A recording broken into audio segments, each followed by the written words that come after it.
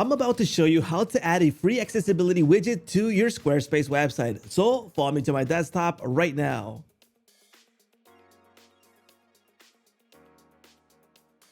Hey, what's up everyone? Welcome to Jotform. On this video, I'm going to show you how to add an accessibility widget to your Squarespace website for free. We're going to use Jotform widgets for this purpose, and it's going to take your website to the next level. So let's get started. This is my main workspace, and we're going to jump over to create, and we're going to click on website widgets. Now let's go ahead and search for the accessibility widget. And here it is, and start customizing it right away. So we're currently located in the build tab and the widgets properties section. We have the general settings that we are going to start editing. So right now we have the launcher label, which could be turned off if you don't need it. So currently it's set to an icon instead of the launcher, and now it says accessibility. So we're going to keep it on, and we can change this text, but we can go ahead and turn it off if you want to keep a more compact view. We're going to keep it on for this purpose. Next, we have the option to change the launcher label here, and now we have the option to change the language. So depending on your website language, go ahead and select the one that you need right here. In this case, it's set to English, so we're good to go. Then we have the option to display on all devices. So right now it's currently set to all devices, but we can set this to be displayed on desktop or mobile only. So maybe you don't want to display this on a mobile page because there's not too much space. It's up to you how you want to use this. In this case, we're going to use all devices.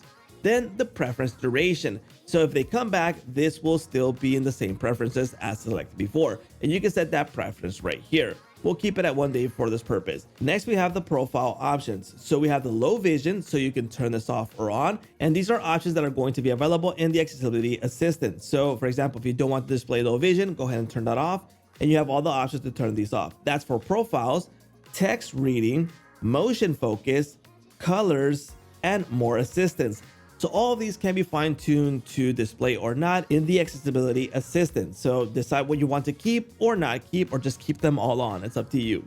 Now let's jump over to the style tab. This is where we're going to be able to customize the theme. Currently it's set to light, but we can change it to dark mode. So if your site branding or style is dark, go ahead and change it right here. Or custom to highly customize every single aspect of this widget, including background colors, icons, and much more straight from here.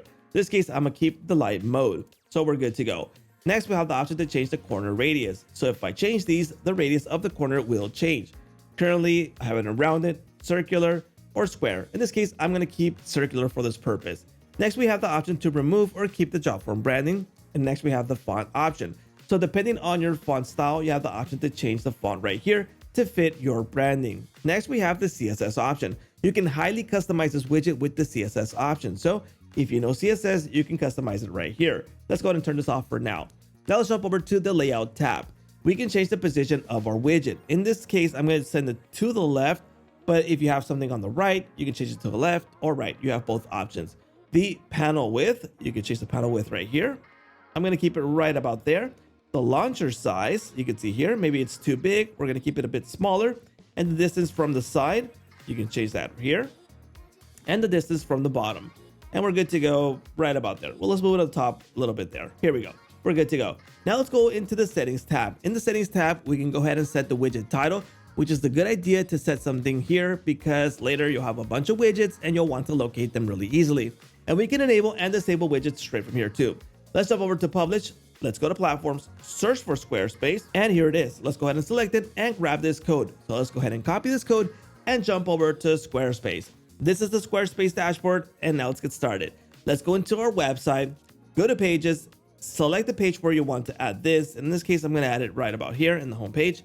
I'm going to edit this page. I'm going to scroll all the way down here, and I'm going to add this in the footer. So let's edit the footer. Let's add a brand new block. I'm going to search for code. Here it is. Let's go ahead and select it, and I'm going to set it right about here, and I'm going to double click on it, remove this code, and add my brand new code. All right, we're good to go. Let's go ahead and save. Let's go ahead and exit. And here we go. We have the new widget available right here. Check this out. I'm able to scroll the website and I have my accessibility widget right here. Let's go ahead and click on it and test it out. Let's go to the home page. Here we go. Let's select it. Let's select low vision. Here we go. It changed it. Color blindness. You can see here, it removed the little grayish on the background. Dyslexia friendly. Here we go. Seizure safe, reduce distractions, motor assistance, cognitive learning, keyboard navigation. So now I can navigate with the keyboard, and I can go ahead and see more settings, reset settings, and so on and so forth. So for example, more settings. I have all the available options here for text readability. So currently it's set to large text. Maybe I don't need it large. Maybe I do need extra text spacing, which could be a good idea for reading. And there's several available options that you can use right here. So it's up to you what you want to enable or disable when having this widget on. I can reset everything just by clicking on it, and I still have my accessibility widget available there in case I need it. So it's easy and practical to add an accessibility widget to your Squarespace website. So what are you waiting for? Build the widget right now with Jotform and embed it on Squarespace. Please let me know here in the comments what you think about this widget and what you would like to see in the future. Don't forget to like, subscribe, and hit that little bell notification to get notified when new videos come out. And that's a wrap.